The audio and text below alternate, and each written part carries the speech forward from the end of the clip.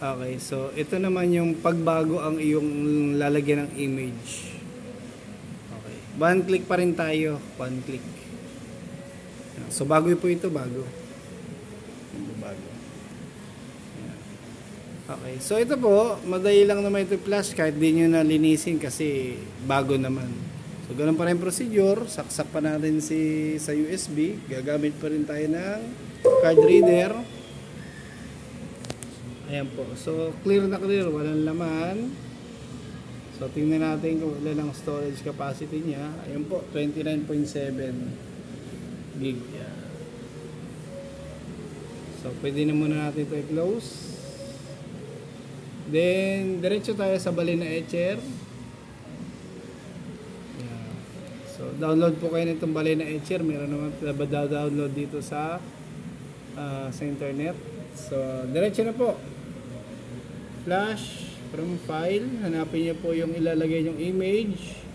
So, sa case na po ito ay one click Orange Pi. Ito po USB to LAN. Magkaiba po yun ha. Iba ang VLAN. At iba ang Orange Pi na USB to LAN. Ito po yung USB to LAN ang gamit. Yan. Click lang niyo po yan. Then, diretso flash na. Ganun lang po yung kadali. Kapag so, starting na siya.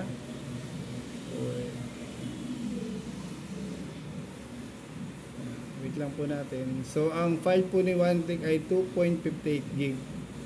Sakto po ito sa 16 gig to 32 gig. Pero ang ginagamit ko po ay 32 gig.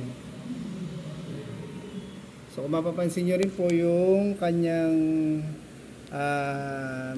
bytes per second, MB per second ay mataas. 17 point, pumapalo ng 18. So ganyan po dapat.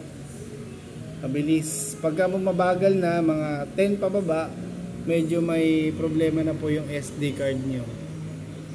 Yan. So, mabilis po. Mabilis na po yan.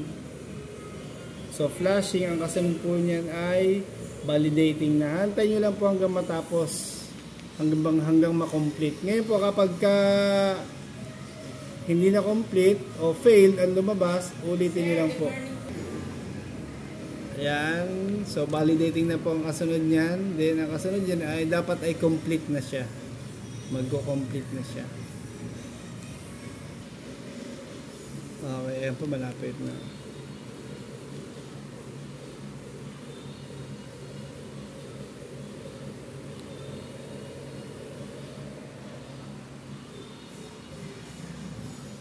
Huwag nyo pong skip, dire-diretso lang po yan. Ayan po, complete na. Yan, ganyan po dapat lalabas.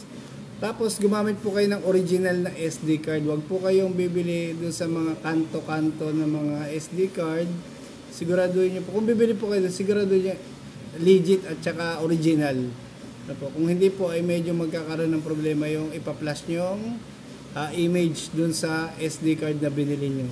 So sa original lang po kayo bibili. Marami pong seller sa online, lalo na sa Shopee at saka sa Lazada or sa ibang platform. Doon po kayo bumili, marami po doon mabibilhan. Okay, so thank you po. Ito lang po ang video natin about flashing ng one click SD card ng image ni OneTick. So thank you po. Please follow and share ng ating YouTube channel. So thank you po. God bless.